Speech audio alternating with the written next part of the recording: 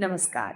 मैं आचार्य नीतू गर्ग। बात करेंगे आज चैत्र नवरात्रों के बारे में कि आखिर इस साल चैत्र नवरात्रे कब आरंभ हो रहे हैं। और हर साल की तरह चैत्र नवरात्रे पर हमारा नव वर्ष आरंभ होता है, या यूं कहें कि नव वर्ष आरंभ होने पर चैत्र नवरात्रि की शुरुआत होती है। इस साल चैत्र नवरात्रि 30 मार्च 2025 से आरंभ हो रहे हैं, यानी कि उस दिन शुक्ल पक्ष की प्रतिपदा तिथि है, जिसे हम नववर्ष का आरंभ भी कहते हैं। नवरात्रि 30 मार्च से आरंभ हो रहे हैं और ये नवरात्रि रेवती नक्षत्र में और इंद्र योग में बन रहे हैं।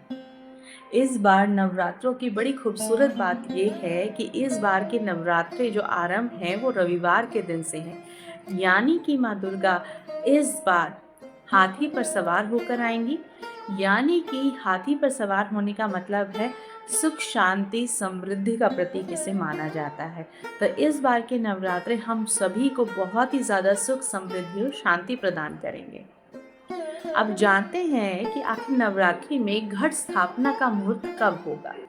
चैत्र नवरात्रि का जो महापर्व है वो 30 मार्च 2025 को आरंभ है, रेवती नक्षत्र और इंद्र योग में। इस दिन नवरात्रि में कलश स्थापना का मुहूर्त सुबह 6 बजे से दोपहर को 2 बजे तक रहेगा, तो आप किसी भी समय कलश स्थापना कर सकते हैं। अब जानते हैं कि कलश स्थापना के लिए आखिर आपको क्या क्या चीज़ों की ज़रूरत पड़ेगी। तो सबसे पहले कलश स्थापना के लिए मिट्टी का पात्र लें। यदि आप इस नवरात्रि यानी चैत्र में अगर आप जौ बोते हैं तो मिट्टी का कलश लें, जौ लें, मिट्टी लें, जल से भरा हुआ एक कलश ज़रूर लेना है। मौली लीजिए, मौली यानी मौली को हम कलावा भी कहते हैं। इलायची लेंगे, लौंग लेंगे, कपूर, रोली, साबुत सुपारी, साबुत चावल, सिक्के, अशोक के या फिर आम के पत्ते, नारियल। अब आप कहेंगे पान के पत्ते कितने लेने? 5 पत्ते लेने हैं। नारियल, चुनरी, सिंदूर, फल फूल, फूलों की माला और श्रृंगार का सामान, ये सब आपको सामग्री जरूर लेनी है। अब आप कहते हैं इस बार, लेकिन आप ध्यान रखिए वास्तु के अनुरूप भी आप सारा सामान लीजिए जो चुन रही है।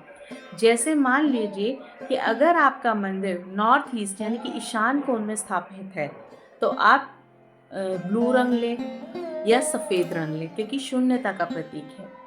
अगर आपका मंदिर पूर्व दिशा में है तो आप हरे रंग का इस्तेमाल ज़्यादा से ज़्यादा करें। अगर आपका मंदिर पश्चिम दिशा में है तो कोशिश करें सफ़ेद रंग की चीज़ों का इस्तेमाल करें, यानी माता की चुनरी आप सफ़ेद ले आएं। इस तरह से आप ध्यान रखें। अब बात करते हैं जो पहला दिन है, सर्वार्थ सिद्धि योग में शैलपुत्री देवी की पूजा की जाती है। उस दिन तिलक, व्रत और विद्या के लिए पूजा की जाती है। चैत्र नवरात्रि का जो समापन है वो 6 अप्रैल 2025 को होगा। अब बात करते हैं कि आखिर इस नवरात्रि में किन राशियों पर बहुत अच्छा रहने वाला है टाइम, क्योंकि चैत्र नवरात्रि आरंभ है 30 मार्च से और शनि का गोचर 29 मार्च को हो रहा है रात को 10:07 पर। तो आखिर किस किस राशि वालों को राहत मिलने वाली है ये हम जानते हैं। बात करते हैं, सबसे पहली जो राशि है वो है कर्क राशि। ज्योतिष के अनुसार कर्क राशि वाले जातकों के लिए नवरात्रि बेहद शुभ रहने वाले हैं। इस दौरान आप नया घर, नया वाहन खरीदने का जो आपका सपना है वो पूरा हो सकता है। आपको करियर में ग्रोथ मिलेगी, नई दिशा आपको मिल सकती है, सफलता के मौके आपको मिलते रहेंगे। मानसिक परेशानियां जो अभी तक चली आ रही थी उनसे आपको मुक्ति मिलेगी। परिवार में खुशहाली आएगी। रिश्तों में जो दूरियां आई थी वो भी अब कम हो जाएंगी। आप किसी पुराने दोस्त या रिश्तेदार से जो आपके कलह हो गया था वो सुलह में बदल सकता है। कुल मिलाकर ये समय आपके लिए बेहद ही शुभकारी और सफलता वाला रहने वाला है।